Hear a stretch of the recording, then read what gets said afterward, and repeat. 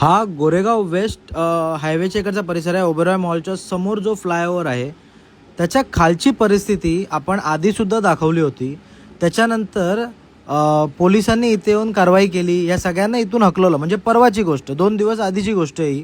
पोलिसांनी इथून सगळ्यांना काढलं होतं आणि त्याच दिवशी संध्याकाळी हे लोक परत इथे आले. म्हणजे ह्या लोकांना इथे पोलिसांचा धाक नाही, इकडच्या प्रशासनाचा धाक नाही. मुळात ही लोक कोण आहेत, कुठून आलेली आहेत, ह्यांचा कसलाच आतापता नाही आहे कोणाला. इतकी सगळी लहान लहान मुलं तिथे आहेत. हीच लोक चोऱ्यामाऱ्या करतात, मुलं पळवतात.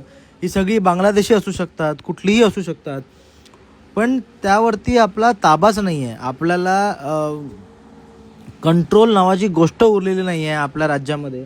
ह्या फ्लायओव्हर खाली अक्षरशः त्या लोकांनी त्यांची वस्ती बनवलेली आहे. पूर्णच्या पूर्ण त्यांचा एरिया आहे. तिथेच ते लोक भांडणं करतात, बाकीच्या गोष्टी करतात. आणि बघा, हे हायवेच्या पलीकडे त्या लोकांनी ते स्वतःचं सामान अशी टाकून ठेवलेली आहेत. ती ही घाण आहे.